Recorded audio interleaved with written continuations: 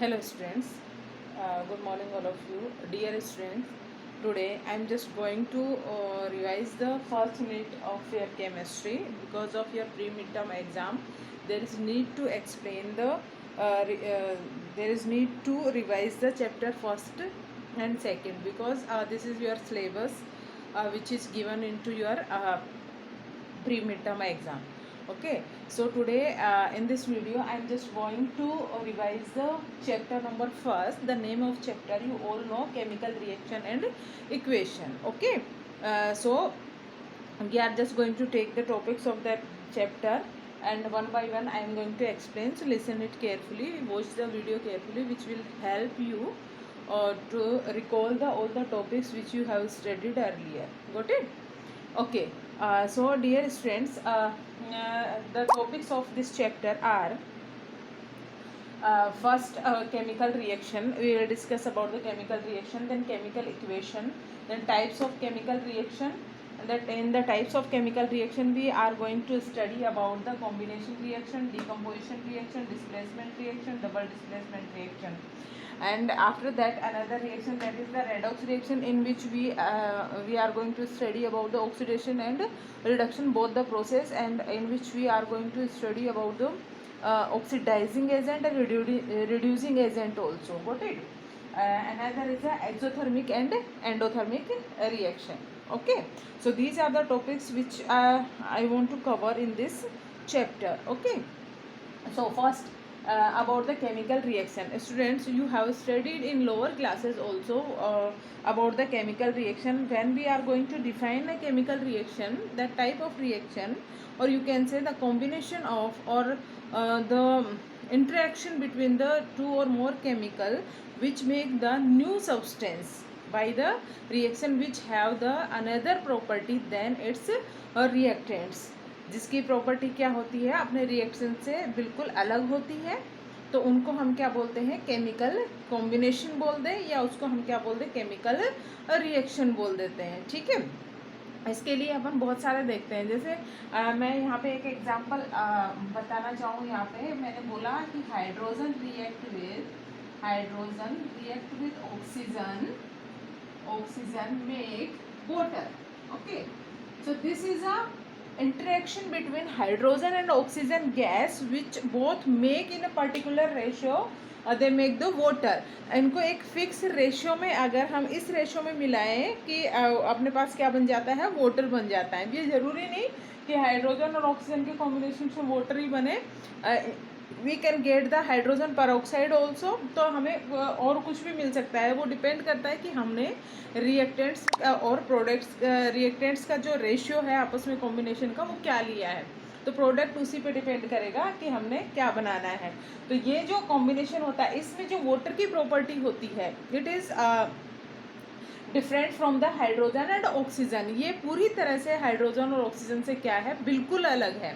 तो ये क्या कहलाएगी, केमिकल रिएक्शन कहलाएगी. एक तरह से केमिकल चेंज, केमिकल रिएक्शन हम इसी को बोलते हैं, जिसको हम वापस नहीं ले सकते. अगर हम वाटर से, if you want to get the hydrogen और oxygen back from the water, it's not possible. So this is a chemical change और केमिकल रिएक्शन. इसीलिए हम इसको क्या बोलते हैं, केमिकल रिएक्शन बोलते हैं. So this is about the chemical reaction. Now another point which is given here, the chemical equation. In the chemical equation, when we represent any chemical reaction in the form of their symbols, है ना, if we represent the mathematical form, है ना, उसको अगर mathematical form में, या हम ये कहें कि symbols की form में अगर हम उसको लिखते हैं, तो वो क्या बन जाती है हमारे पास, उसको हम क्या बोल देते हैं, chemical equation.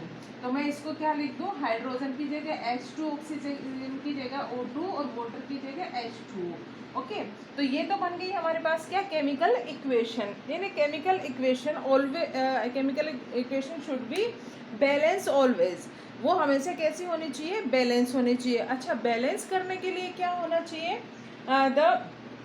these are the substance you can say which taking part in a reaction are known as the reactants, and after the reaction which we get, that is known as the product. वो अपने को मिलता है, वो product मिलता है.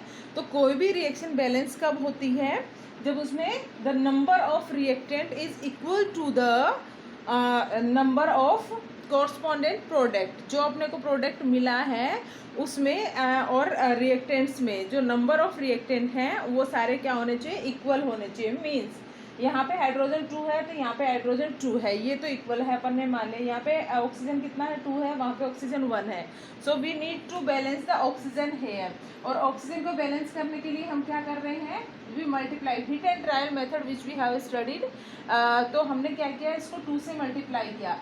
During this process the hydrogen become 4 here, तो hydrogen 4 हो गया, तो इसको अपन क्या कर देते हैं, 2 कर देते हैं। Now see the number of hydrogen 4 है, नंबर ऑफ ऑक्सीजन 2 है, नंबर ऑफ हाइड्रोजन 4 है, नंबर ऑफ ऑक्सीजन 2 है। नाउ यू कैन से this is a balance equation. ये क्या हो जाती है, एक बैलेंस इक्वेशन बन जाती है। I hope you understand about the balance equation.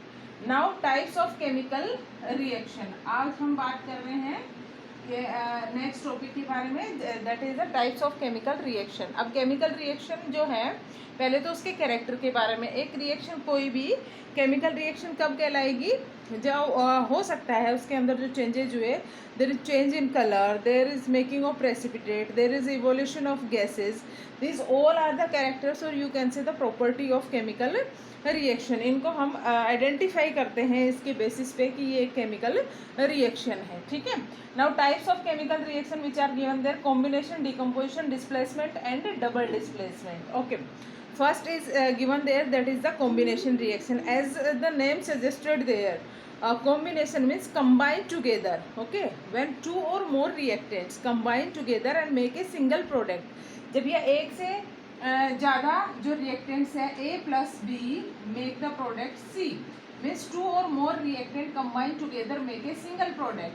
अगर 2 या 2 से ज़्यादा रिएक्टेंट आपस में मिलते हैं और एक सिंगल प्रोडक्ट का फॉर्मेशन करते हैं तो उस रिएक्शन को अपन क्या कह देते हैं, कॉम्बिनेशन रिएक्शन कह देते हैं, ठीक है। तो ये हमारे पास क्या हो गई, कॉम्बिनेशन रिएक्शन कहलाती है। तो कॉम्बिनेशन रिएक्शन के लिए अगर हमने ऊपर वाली रिएक्शन देखी थी वाटर वाली, तो उसमें भी क्या था, H2 plus O2 make the 2H2, that is a water, it's a single product। तो क्या बन गया था, सिंगल प्रोडक्ट। इसको सी नहीं लिख पाओ तो ए भी अपन लिख सकते हैं, तो वो हो सकता है हमारे पास कोई भी अपने उसको सी सजेस्ट करे तो सी हो गया।